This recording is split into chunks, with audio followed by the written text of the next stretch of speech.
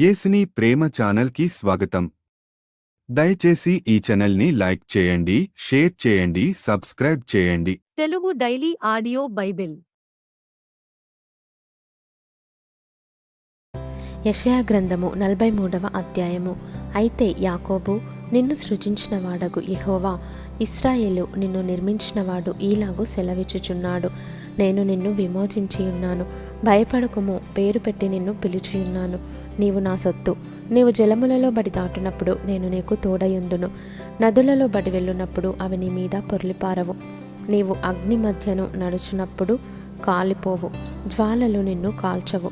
యెహోవానగు నేను నీకు దేవుడను, ఇశ్రాయేలు పరిశుద్ధ దేవుడనైన నేనే నిన్ను రక్షించువాడను. నీ ప్రాణరక్షణ క్రయముగా ఐగుప్తును ఇచ్చియున్నాను, నీకు బదులుగా కూషును సెబాను ఇచ్చియున్నాను. నీవు నా దృష్టికి ప్రియుడవైనందున ఘనుడవైతివి. నేను నిన్ను ప్రేమించుచున్నాను గనుక నీకు ప్రతిగా మనుషులను అప్పగించుచున్నాను, నీ ప్రాణమునకు ప్రతిగా జనములను అప్పగించుచున్నాను. భయపడకుము, నేను నీకు తోడయున్నాను. తూర్పు నుండి నీ సంతానమును తెప్పించెదను, పడమటి నుండి నిన్ను సమకూర్చి రప్పించెదను. అప్పగింపుమని ఉత్తర దిక్కునకు ఆజ్ఞ ఇచ్చెదను, బిగబట్టవద్దని దక్షిణ దిక్కునకు ఆజ్ఞ ఇచ్చెదను. దూరము నుండి నా కుమారులను, భూదిగంతము నుండి నా కుమార్తెలను తెప్పించుము. నా మహిమ నిమిత్తము నేను సృజించిన వారిని, నా నామము పెట్టబడిన వారినందరినీ తెప్పించుము. నేనే వారిని కలుగజేసి తిని, వారిని పుట్టించిన వాడను నేనే. కన్నులుండి అందులైన వారిని, చెవులుండి బధిరులైన వారిని తీసుకొని రండి. సర్వజనులారా గుంపు కూడి రండి, జనములు కూర్చబడవలెను. వారిలో ఎవరు ఇట్టి సంగతులు తెలియజేయుదురు? పూర్వకాలమున జరిగిన వాటిని ఎవరు మాకు వినిపించుదురు? తాము నిర్దోషులమని తీర్పు పొందునట్లు తమ సాక్షులను తేవలెను, లేదా విని సత్యమే అని ఒప్పుకొనవలెను. మీరు తెలుసుకొని నన్ను నమ్మి నేనే ఆయననని గ్రహించున్నట్లు మీరును నేను ఏర్పరచుకొనిన నా సేవకుడును నాకు సాక్షులు. నాకు ముందుగా ఏ దేవుడును నిర్మింపబడలేదు, నా తరువాత ఏ దేవుడు నుండడు. నేనే యెహోవాను, నేను తప్ప వేరొక రక్షకుడు లేడు. ప్రకటించిన వాడను నేనే, రక్షించిన వాడను నేనే, దాన్ని గ్రహింపజేసిన వాడను నేనే. ఏ అన్యదేవతయు మీలో నుండి ఉండలేదు. నేనే దేవుడను, మీరే నాకు సాక్షులు. ఇదే యెహోవా వాక్కు. ఈ దినము మొదలుకొని నేనే ఆయనను, నా చేతిలో నుండి విడిపించగలవాడెవడునూ లేడు. నేను కార్యము చేయగా త్రిప్పివేయువాడెవడు? ఇశ్రాయేలు పరిశుద్ధ దేవుడును మీ విమోచకుడునైన యెహోవా ఈలాగు సెలవిచ్చుచున్నాడు. మీ నిమిత్తము నేను బబులోను పంపితిని. నేను వారినందరినీ పారిపోవునట్లు చేసేదను. వారికి అతిశయాస్పదములగు ఓడలతో కల్దీయులను పడవేసేదను. యెహోవానగు నేనే మీకు పరిశుద్ధ దేవుడను, ఇశ్రాయేలు సృష్టికర్తనగు నేనే మీకు రాజును. సముద్రములో త్రోవ కలుగజేయువాడును, పడిగల జలములలో మార్గము కలుగజేయువాడును, రథమును గుర్రమును సేనను శూరులను నడిపించువాడునగు యెహోవా ఈలాగు సెలవిచ్చుచున్నాడు. వారందరూ ఏకముగా పండుకొని లేవకయుందురు. వారు లయమై జనుపనార వలె ఆరిపోయిరి. మునుపటి వాటిని జ్ఞాపకము చేసుకొనకుడి, పూర్వకాలపు సంగతులను తలంచుకొనకుడి. ఇదిగో నేనొక నూతన క్రియ చేయుచున్నాను, ఇప్పుడే అది మొలచును. మీరు దానిని ఆలోచింపరా? నేను అరణ్యములో త్రోవ కలుగజేయుచున్నాను, ఎడారిలో నదులు పారజేయుచున్నాను. నేను ఏర్పరచుకొనిన ప్రజలు త్రాగుటకు అరణ్యములో నీళ్లు పుట్టించుచున్నాను, ఎడారిలో నదులు కలుగజేయుచున్నాను. అడవి జంతువులను, అడవి కుక్కలను, నిప్పుకోళ్ళును నన్ను ఘనపరచును. నా నిమిత్తము నేను నిర్మించిన జనులు నా స్తోత్రమును ప్రచురము చేయుదురు. యాకోబు, నీవు నాకు మొర్రపెట్టుటలేదు. ఇశ్రాయేలు, నన్ను గూర్చి నీవు విసిగితివి గదా. దహన బలులుగా గొర్రెమేకల పిల్లలను నా యొద్దకు తేలేదు. నీ బలుల చేత నన్ను ఘనపరచలేదు. నైవేద్యములు చేయవలెనని నేను నిన్ను బలవంత పెట్టలేదు. ధూపము వేయవలెనని నేను నిన్ను విసిగింపలేదు. నా నిమిత్తము సువాసన గల లవంగపు చెక్కను నీవు రూకలిచ్చి కొనలేదు. నీ బలి పశువుల క్రొవ్వు చేత నన్ను తృప్తిపరచలేదు, సరే గదా. నీ పాపముల చేత నీవు నన్ను విసిగించితివి, నీ దోషముల చేత నన్ను ఆయాసపెట్టితివి. నేనే నా చిత్తానుసారముగా నీ అతిక్రమములను తుడిచివేయుచున్నాను. నేను నీ పాపములను జ్ఞాపకం చేసుకొనను. నాకు జ్ఞాపకము చెయ్యుము, మనము కూడి వాదింతము. నీవు నీతిమంతుడవుగా తీర్చబడినట్లు నీ వ్యాజ్యమును వివరించుము. నీ మూల పితరుడు పాపము చేసినవాడే, నీ మధ్యవర్తులు నా మీద తిరుగుబాటు చేసిన వారే. కావున నేను ప్రతిష్ఠితులగు నీ ప్రధానులను అపవిత్రపరిచితిని, యాకోబును శపించితిని, ఇశ్రాయేలును దూషణ పాలు చేసితిని. యెషయా గ్రంథము 44వ అధ్యాయము. అయినను నా సేవకుడవగు యాకోబు, నేను ఏర్పరచుకొనిన ఇశ్రాయేలు వినుము. నిన్ను సృష్టించి గర్భములో నిన్ను నిర్మించి నీకు సహాయము చేయువాడైన యెహోవా ఈలాగు సెలవిచ్చుచున్నాడు. నా సేవకుడవగు యాకోబు, నేను ఏర్పరచుకొనిన యెషూరును, భయపడకుము. నేను దప్పిగలవాని మీద నీళ్లను, ఎండిన భూమి మీద ప్రవాహ జలములను కుమ్మరించెదను. నీ సంతతి మీద నా ఆత్మను కుమ్మరించెదను. నీకు పుట్టిన వారిని నేను ఆశీర్వదించేదను. నీటి కాలువల యొద్ద నాటబడిన నిరవంజి చెట్లు గడ్డిలో ఎదుగునట్లు వారు ఎదుగుదురు. ఒకడు నేను యెహోవా వాడనను, మరి ఒకడు యాకోబు పేరు చెప్పుకొనును, మరి ఒకడు యెహోవా వాడనని తన చేతితో వ్రాసి ఇశ్రాయేలను మారుపేరు పెట్టుకొనును.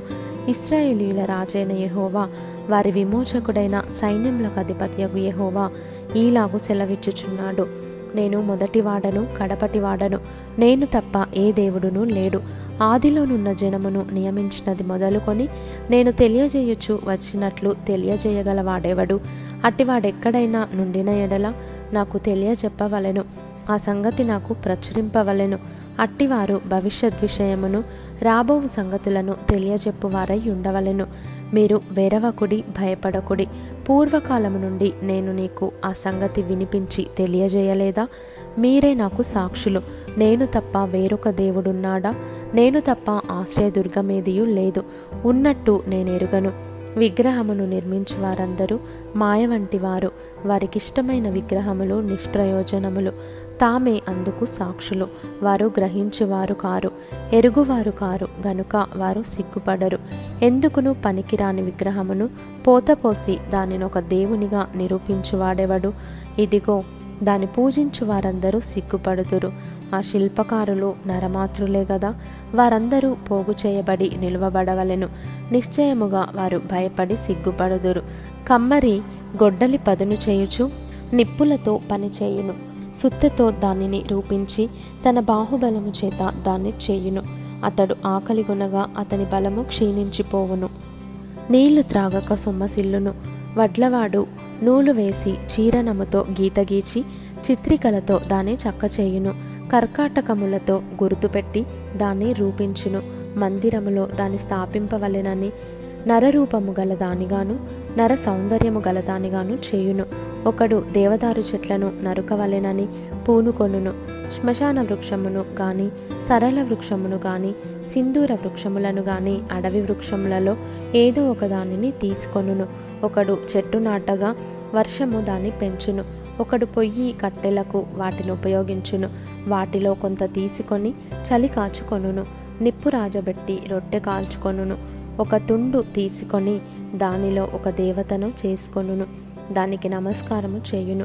దానితో ఒక విగ్రహము చేసి దానికి సాగిలపడును. అగ్నితో సగము కాల్చియున్నాడు. కొదువ సగముతో మాంసము వండి భక్షించి ఉన్నాడు. తిని తృప్తి పొందగా చలి కాచుకొనుచు, ఆహా, చలి కాచుకొంటిని, వెచ్చగా ఉన్నది అని అనుకొనుచున్నాడు. దానిలో మిగిలిన భాగముతో తనకు దేవతగానున్న విగ్రహమును చేయించుకొనును. దాని ఎదుట సాగిలపడుచు నమస్కారము చేయుచు, నీవే నా దేవుడవు, నన్ను రక్షింపుమని ప్రార్థించును. వారు వివేచింపరు, గ్రహింపరు. చూడకుండునట్లు వారి కన్నులు కప్పబడెను, గ్రహింపకుండునట్లు వారి హృదయములు మూయబడెను. ఎవడునూ ఆలోచన చేయడు. నేను అగ్నిలో సగము కాల్చి తిని, నిప్పుల మీద వేసి రొట్టె కాల్చి తిని, దానితో మాంసము వండుకొని భోజనము చేసి తిని, మిగిలిన దానిని తీసుకొని దానితో హేయమైన దాన్ని చేయుదునా, చెట్టు మొద్దుకు సాష్టాంగపడుదునా అని ఎవడును ఆలోచింపడు. యోచించుటకు ఎవనికిని తెలివి లేదు, వివేచన లేదు. వాడు బూడిదై తినుచున్నాడు. వాని మనస్సు మోసపోయినదై తప్పుదారిని వాని తీసుకొని పోవచ్చున్నది. వాడు తన ఆత్మను రక్షించుకొనజాలడనియు, నా కుడి చేతిలో అబద్ధమున్నది గదా అనియు అనుకొనుటకు వానికి బుద్ధి చాలదు. యాకోబు, ఇశ్రాయేలు, వీటిని జ్ఞాపకం చేసుకొనుము. నీవు నా సేవకుడవు, నేను నిన్ను నిర్మించి తిని. ఇశ్రాయేలు, నీవు నాకు సేవకుడవై ఉన్నావు, నేను నిన్ను మరచిపోజాలను. మంచు విడిపోవునట్లుగా నేను నీ అతిక్రమములను, మబ్బు తొలగునట్లుగా నీ పాపములను తుడిచివేసి ఉన్నాను. నేను నిన్ను విమోచించి ఉన్నాను. నా యొద్దకు మల్లుకొనుము. యెహోవా ఆ కార్యమును సమాప్తి చేసి ఉన్నాడు. ఆకాశములారా ఉత్సాహధ్వని చేయుడి. భూమి అగాధ స్థలములారా ఆర్పాటము చేయుడి. పర్వతములారా అరణ్యమా, అందులోని ప్రతి వృక్షమా సంగీతనాదము చేయుడి. యెహోవా యాకోబును విమోచించును. ఆయన ఇశ్రాయేలులో తన్ను తాను మహిమోన్నతునిగా కనపరుచుకొనును. గర్భము నుండి నిన్ను నిర్మించిన నీ విమోచకుడకు యెహోవా ఈలాగు సెలవిచ్చుచున్నాడు. యెహోవానగు నేనే సమస్తమును జరిగించువాడను. నేనొకడనే ఆకాశమును విశాలపరచిన వాడను. నేనే భూమిని పరచినవాడను. నేనే ప్రగల్భుల ప్రవచనములను వ్యర్థము చేయవాడను. సోదెకాండ్లను వెరివారినిగా చేయువాడను. జ్ఞానులను వెనుకకు త్రిప్పి వారి విద్యను అవిద్యగా చేయువాడను నేనే. నేనే నా సేవకుని మాట రూఢిపరచువాడను. నా దూతల ఆలోచన నెరవేర్చువాడను. యెరూషలేము నివాస స్థలమగుననియు యూదా నగరులను గూర్చి అవి కట్టబడుననియు నేను ఆజ్ఞ ఇచ్చి ఉన్నాను. దాని పాడైన స్థలములను బాగు చేయువాడను నేనే. నేనే నీ నదులను ఎండచేయుచున్నాను. ఎండిపొమ్మని ప్రవాహముతో నేను చెప్పుచున్నాను. కోరెషుతో నా మంద కాపరి, నా చిత్తమంతయు నెరవేర్చువాడా అని చెప్పువాడను నేనే. యెరూషలేముతో నీవు కట్టబడుదువనియు దేవాలయమునకు పునాది వేయబడుననియు నేను చెప్పుచున్నాను. అపోస్తలుడైన పౌలు కొలస్సీలకు వ్రాసిన పత్రిక 2వ అధ్యాయము. మీ కొరకును లవొదికయ వారి కొరకును శరీరరీతిగా నా ముఖము చూడని వారందరి కొరకును నేను ఎంతగా పోరాడుచున్నానో మీరు తెలుసుకొనగోరుచున్నాను. వారు ప్రేమయందు అతుకబడి సంపూర్ణ గ్రహింపు యొక్క సకలైశ్వర్యము కలిగిన వారై దేవుని మర్మమయున్న క్రీస్తును స్పష్టముగా తెలుసుకున్న వారై తమ హృదయములలో ఆదరణ పొందవలెనని వారందరి కొరకు పోరాడుచున్నాను. బుద్ధి జ్ఞానముల సర్వసంపదలు ఆయన యందే గుప్తములై ఉన్నవి. ఎవడైనను చక్కని మాటల చేత మిమ్మును మోసపరచకుండునట్లు ఈ సంగతిని చెప్పుచున్నాను. నేను శరీర విషయములో దూరముగా ఉన్నను, ఆత్మ విషయములో మీతో కూడా ఉండి మీ యోగ్యమైన ప్రవర్తనను క్రీస్తునందలి మీ స్థిర విశ్వాసమును చూచి ఆనందించుచున్నాను. కావున మీరు ప్రభువైన క్రీస్తు యేసును అంగీకరించిన విధముగా ఆయన యందు వేరుపారిన వారై ఇంటి వలె కట్టబడుచు మీరు నేర్చుకొనిన ప్రకారముగా విశ్వాసమందు స్థిరపరచబడుచు కృతజ్ఞతాస్థుతులు చెల్లించుటయందు విస్తరించుచు ఆయన యందుండి నడుచుకొనుడి. ఆయనను అనుసరింపక మనుషుల పారంపర్యాచారమును అనగా ఈ లోక సంబంధమైన మూలపాఠములను అనుసరించి మోసకరమైన నిరర్ధక తత్వజ్ఞానము చేత మిమ్మును చెరపట్టుకొని పోవు వాడెవడైనా ఉండునేమో అని జాగ్రత్తగా ఉండుడి. ఏలయనగా దేవత్వం యొక్క సర్వ పరిపూర్ణత శరీరముగా క్రీస్తునందు నివసించుచున్నది, మరియు ఆయన యందు మీరును సంపూర్ణులై ఉన్నారు. ఆయన సమస్త ప్రధానులకును అధికారులకును శిరస్సై ఉన్నాడు. మీరును క్రీస్తు సున్నతి యందు శరీరేచ్ఛలతో కూడిన స్వభావమును విసర్జించి ఆయన యందు చేతులతో చేయబడని సున్నతి పొందితిరి. మీరు బాప్తిస్మమందు ఆయనతో కూడా పాతిపెట్టబడిన వారై ఆయనను మృతులలో నుండి లేపిన దేవుని ప్రభావమందు విశ్వసించుట ద్వారా ఆయనతో కూడా లేచితిరి. మరియు అపరాధముల వలనను శరీరమందు సున్నతి పొందక యుండుట వలనను మీరు మృతులై ఉండగా దేవుడు వ్రాతరూపకమైన ఆజ్ఞల వలన మన మీద రుణముగాను మనకు విరోధముగాను నుండిన పత్రమును మేకులతో సిలువకు కొట్టి దాని మీది చేవ్రాతను తుడిచివేసి మనకు అడ్డము లేకుండా దానిని ఎత్తివేసి మన అపరాధములనన్నిటినీ క్షమించి ఆయనతో కూడా మిమ్మును జీవింపజేసెను. ఆయన ప్రధానులను అధికారులను నిరాయుధులనుగా చేసి సిలువ చేత జయోత్సవముతో వారిని పట్టి తెచ్చి బాహటముగా వేడుకకు కనుపర్చెను. కాబట్టి అన్నపానముల విషయంలోనైనను పండుగ, అమావాస్య, విశ్రాంతి దినము అను వాటి విషయంలోనైనను మీకు తీర్పు నెవనికిని అవకాశం ఇయ్యకుడి. ఇవి రాబోవు వాటి ఛాయయే గాని నిజస్వరూపము క్రీస్తులో ఉన్నది. అతి వినయాసక్తుడై దేవదూతారాధనయందు ఇచ్చ కలిగి తాను చూచిన వాటిని గూర్చి గొప్పగా చెప్పుకొనుచు తన శరీర సంబంధమైన మనస్సు వలన ఊరక ఉప్పొంగుచు శిరస్సును హత్తుకొనని వాడెవడును మీ బహుమానమును అపహరింపనీయకుడి. ఆ శిరస్సు మూలముగా సర్వ శరీరము కీళ్ళ చేతను నరముల చేతను పోషింపబడి అతుకబడినదై దేవుని వలన కలుగు వృద్ధితో అభివృద్ధి పొందుచున్నది.